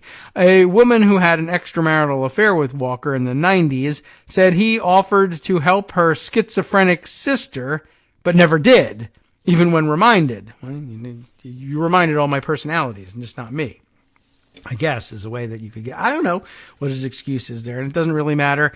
But by the way, at least one and possibly several of his personalities appear to be very charming, at the very least. To have all these affairs going on. Anyway, she said she hasn't slept with him since 2013, but he tried to hook up with her as recently as 2019. And then some graphic language that we'll just leave as, he's a effing a-hole. See if you can guess what that means. Okay. Well, I mean, I would have told you that even without meeting him, but, you know. My evidence is not nearly as good as this. The girlfriends all recalled being emotionally vulnerable when Walker first charmed them and then cheated. One said, he got me at a low point in my life. I guess he's got an eye for that, and some guys do. I mean, it's a thing. Yeah, he caught me at a low point in my life after a bad divorce, and he knew that. The man has no conscience. He proposed to multiple women at once, some women said, which I assume means individually, but at the same time, in the same time frame, as opposed to if he gets 6 of you at once together in a room and proposes to all of you. Well, you know, you can see that going on in front of you. It's perhaps confusingly put. But anyway, I get the idea. He has multiple affairs going on and he's proposing to several at once. I'm just keeping my options open. A desk supervisor at a hotel in the 90s, oh boy, said he was instructed by Walker and his agent to help facilitate extramarital affairs. One woman confirmed that she had encounters with Walker. That's sex, by the way. Encounters. She had encounters with Walker at that hotel during that period. So, okay, at least corroboration from elsewhere. Domestic violence claims have clouded Walker's campaign. His son said his dad repeatedly threatened to kill him and his mom, forcing... What? Something happening there? Oh, okay. Well, maybe I heard something, but all right. Didn't mean to interrupt there, but it sounded like an exclamation, like a what? Yeah, he threatened to kill him and his mom. I think it was well known. Anyway, forcing moves 6 times in 6 months. In 2008, his ex-wife said he put a gun to her head. Parsa talks about the gun. Those are just some of the jaw-dropping details. Here's the full scoop. This is the end of the thread. Oh, I'm sorry. There's an extra one. It says 16 out of 16, but he had to throw in one more. This is the 17th. And there's, of course, a link to the story. Herschel Walker X comes forward. He attacked me in a rage. Is that not the same one as it led to before? It is. Okay. So there you go. I just think maybe the title changed. Anyway, Roger's last tweet here is quick note about the first tweet in the thread. Parsa is the first woman to go on record with domestic violence allegations since Walker announced his candidacy. His wife made the gun claim in 2008. So there you go. That's quite a lot to digest between now and Tuesday, but I suspect that those of you in Georgia probably had your minds made up about where you were going to go in the election, and maybe you even voted early already anyway. So there you go. Just so that you have that information in front of you. Now, I have another item parked in Pocket that is similarly referenced in the KITM hashtag over at the Bird site. I haven't checked the KITM hashtag lately. There we go. On Mastodon, though I see Mighty OCD using that tag. Although, now it's, an LOL note to something 37 minutes ago. So damn, I was funny 37 minutes ago. I wish I never remember. And then even when people say, oh, when you said that thing about the blah, blah, blah, I don't know what it was. I missed it. I wasn't listening to the show. I was doing it. You people get the benefit of these reads, and I never know what I sometimes, though, will go back and listen to the tape. Oh, yeah, that was entertaining. I like myself. It's a nice thing. Anyway, also in my KITM hashtag at the bird site, Scott sends along this story about from Jeremy Scale at the Intercept. Let's take a look at that one.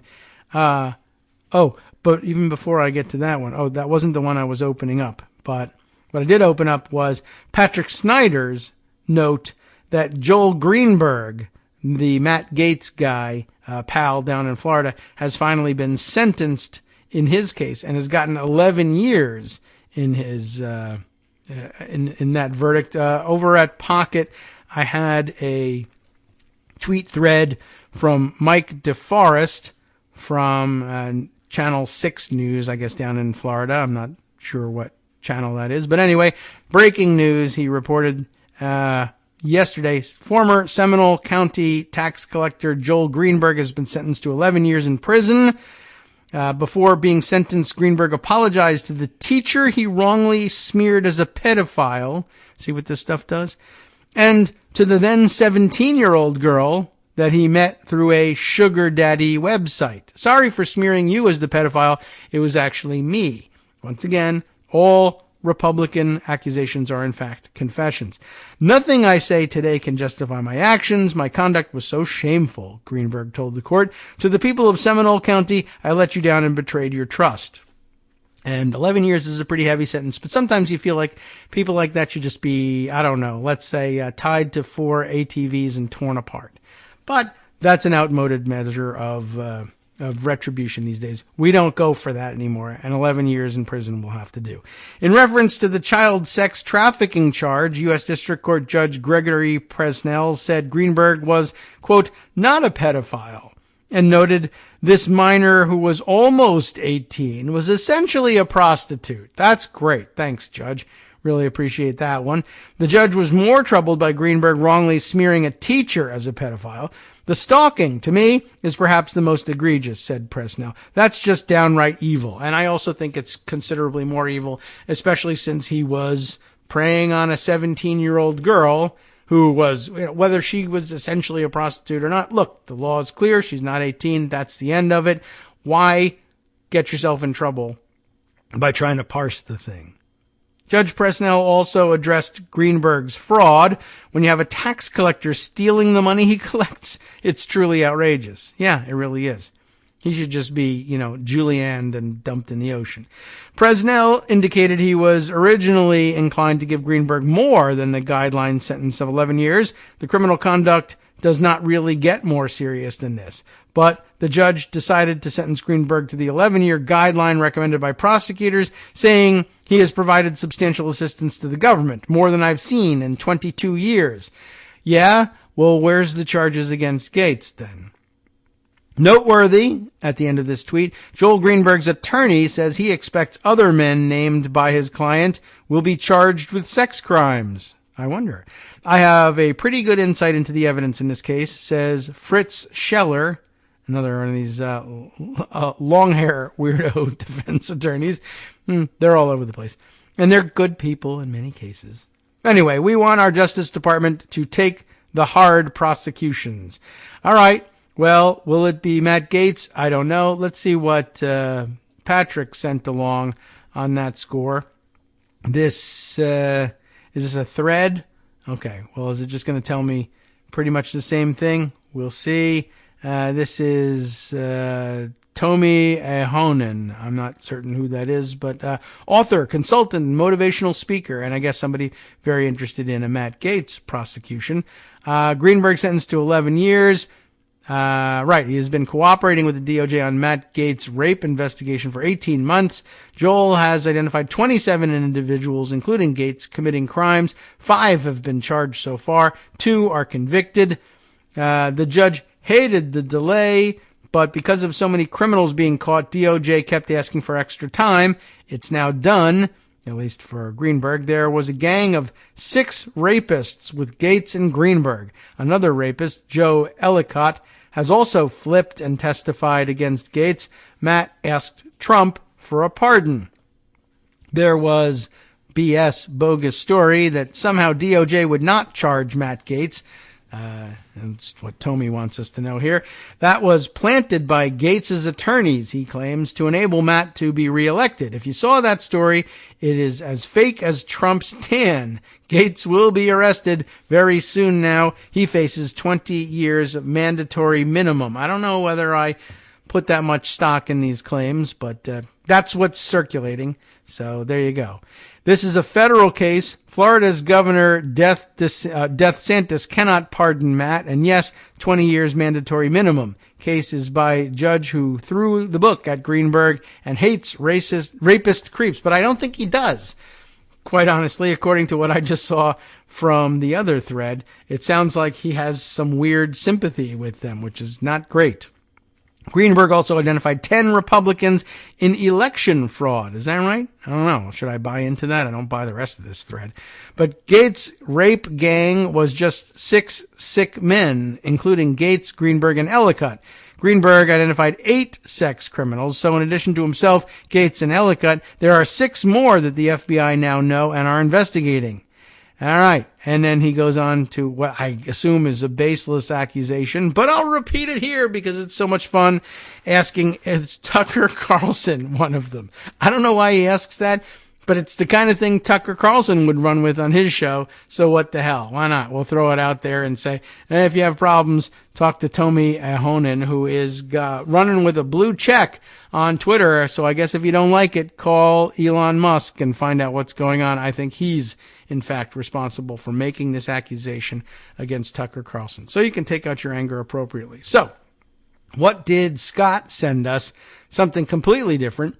All I remembered was that he had sent us something, and I'll have to go and find it and check it out because I accidentally just closed the tab. And it's getting close to the end of the show, and it's already the end of the week. So let me see if we can hurry up and get to it because it looked kind of interesting. Right. The Intercept. That's right. It's got Dick Cheney's face in it. So what's going on? This is a real throwback, right? And the article itself, a throwback, all the way from November 10th. So we've missed this all this time. U.S. government quietly declassifies post 9/11 interview with Bush and Cheney. This makes good weekend reading, I think, if we don't get all the way through it in the few minutes we've got left in the show. So a good suggestion, Scott. Thanks. That's well, this is really more of a historical document, though, wouldn't you say? And so maybe we should ignore it at this point, ironically enough. The newly declassified interview conducted in 2004, Bush shows not a glimmer of awareness of the destruction and carnage he had unleashed on the world. Good reminder for those of you who might have been charmed by his new paint by numbers hobby. I don't think any of you listened to the show, but if you know anyone who was like that, or his sharing candy with the Obamas at various functions. Anyway, back on November 10th, Jeremy wrote that on Wednesday, back then, as the eyes of the U.S. public were focused on Tuesday's midterm election results. That's where we were in time. Thank you. Good framing. A U.S. government panel quietly released a newly declassified summary, of an Oval Office joint interview conducted with President George W. Bush and Vice President Dick Cheney about the September 11th attacks. The interview, carried out by members of the 9/11 Commission, was not recorded because, oh, goodness, you can't be that rude to people in suits, right? And the summary document constitutes the only known official record of the meeting. You'd think there would be a better one. The meeting took place on April 29th, 2004. The president and vice president were seated in chairs in front of the fireplace. How nice. The president's demeanor throughout was relaxed. He answered questions without notes, according to the document drafted by the commission's executive director, Philip Zelikow. Or, I don't know, this is Zelikow. I have no idea. Anyway, the portrait of Washington was over the fireplace. This is in your notes, which was flanked by busts of Lincoln and Churchill. He's writing a screenplay for us. We might have to do it this way. Paintings of southwestern landscapes are on the wall. It was a beautiful spring day.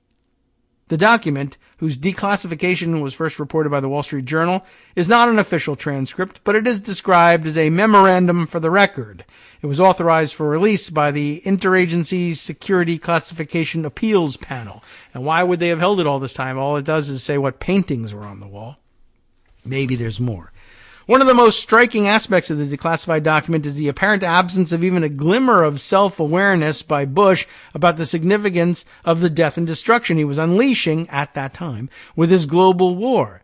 The interview took place just as a massive insurgency was erupting in Iraq against a U.S. occupation that would kill thousands of U.S. soldiers and tens of thousands of Iraqi civilians. While the document is a rough transcript and summary, Bush comes off as almost childishly simplistic in his insights and analysis. The lack of any sensitive information contained within the document should spur questions as to why it took more than 18 years to be made public. It does. And by the way, more than, striking me almost as childishly simplistic is the fact that the report's author spending time on the artwork and setting the scene and the fact that they were in front of a fireplace. The declassified document does not contain any groundbreaking revelations, but it does offer some new texture to the internal events immediately following the attacks. That morning, after the first plane had hit the World Trade Center, Bush was reading The Pet Goat with second grade students at Emma E. Booker Elementary School in Sarasota County, Florida. By the way, they've banned that book now. I don't know. They probably have. Anyway, they're getting set to. Bush told the commissioners that he had seen the first plane hit, but thought it was an accident. He recalled that he and others thought the building had been hit by a twin-engine plane. I do recall that was the first assumption. He remembered thinking, what a terrible pilot. He is a pilot. I can see that. Soon after the second plane hit the South Tower of the World Trade Center at 9:03 a.m., Chief of Staff Andy Card approached Bush as he sat listening to the students reciting more passages from The Pet Goat and informed him that it appeared the U.S. was under attack. The commissioners asked the commander-in-chief why he continued to sit in the classroom. It's a good question. He was trying to absorb the news. He remembered a child or someone reading. He remembered watching the press pool and noticing them talking on their phones. He realized the country was watching his behavior. He had to send the right signals. He wanted to collect his thoughts, according to the notes. He felt he should project calm and strength until he could understand better what was happening. Bush thought it was important to keep his body language calm in the face of danger. As the president, he was conscious that people react off me. It's an interesting thought, but the wrong one. Anyway, perhaps the most interesting passages from the document relate to the extent to which Cheney was empowered to effectively take command authority that morning. Bush said he was pressured to get on Air Force One, so he made some quick remarks and blasted out of there. Cheney, he recalled, urged him, don't come home. I'll take it from here. Cheney told him that Washington was under attack. He strongly recommended that the president delay his return to Washington. There was no telling how much more the threat might be. The president agreed reluctantly. Once Cheney was at the helm inside the Presidential Emergency Operations Center, an underground bunker beneath the east wing of the White House, he and Bush discussed the rules of engagement for the evolving situation, including confronting other potential hijacked aircraft. Yes, engage the enemy. You have the authority to shoot down an airplane, Bush reportedly told Cheney. The president understood this from his experience in the Texas Air National Guard. According to the notes, he had been trained to shoot down planes. He understood generally how this worked. One plane would lock on, one would ID. He understood the consequences for the pilot, how a pilot might feel to get the order to shoot down a U.S. airliner. It would be tough. The document describes a chaotic scene with communications equipment failing, and Bush being overwhelmed with rumors and reports about other potential targets, including Air Force One and his private ranch in Crawford, Texas. Bush had heard of the fog of war. That day he saw it firsthand. He wanted to go back to D.C. Instead, Bush was flown to Barksdale Air Force Base in Louisiana, while Cheney ran things from the bunker under the White House. The document states that during this period, the secure phone line between Bush and Cheney kept failing. That's a yikes moment. Bush, I'm just thinking about Cheney saying, you're in a bad cell area. We're going to have to hang up and I'm going to have to nuke the world. Oh, Well, it kept failing. I don't know whether that means that they actually determined that it failed or whether they just, was Cheney still just hanging up on him? I don't know. Bush also tried to reach Defense Secretary Donald Rumsfeld, but said they couldn't find him. This is not great. Bush was very frustrated about not being able to make contact with different people. He also complained that there was not good television on Air Force One. Oh, well, I mean, he needed to keep up with the news, but I don't think he was saying they don't have Gorilla Channel. Maybe. But he's not a bright guy either. He was eventually moved to Offutt, O-F-F-U-T-T, I don't know, Offutt Air Force Base in Omaha, Nebraska, where he had better secure communications equipment. That sounds like a good idea. Bush would spend some 9 hours on board Air Force One that day and did not return to the White House until 7 p.m. Cheney, according to the document, gave direct authorization to the military to shoot down civilian aircraft after being presented with intelligence that the planes had been hijacked. Then they heard that an aircraft was down in Pennsylvania. The vice president thought we'd shot it down. It took a while to sort this out. In the next half hour, there were 2 or 3 occasions like this. Reports of an incoming. Would he reiterate the authorization? Yes, in every case, though the problem was resolved without shots being fired. Anyway, lots to it, lots more for you to read. Probably something you want to spend some time with over the weekend, and maybe the Herschel Walker story too. And if you don't feel like reading, maybe you want to listen some more. Justice Putnam comes next with the West Coast Cookbook and Speakeasy, and here's what he's got on tap for his Blue Moon Spirits Friday. Sheldon Whitehouse and Congressman Hank Johnson are demanding accountability from the Supreme Court, in the person of Alito in particular. On the rest of the menu, the $20 billion allocated to Indian country under the American Rescue Plan will affect 2.6 million people. A rural Arizona county finally certified its midterm elections. You know which one that one is. And immigrant rights groups sued Ron DeSantis and other Florida officials over the constitutionality of their migrant relocation plan. From netrootsradio.com. You have been listening to Kagro in the Morning with David Waldman. Hey, internationally, the trial of Hong Kong newspaper publisher Jimmy Lai was postponed, or maybe Lai, postponed when the territory's leader asked China to block him from hiring a British defense lawyer. And Australian economist Sean Turnell, who spent almost 2 years imprisoned in Myanmar, receives a hero's welcome back home. Stay tuned.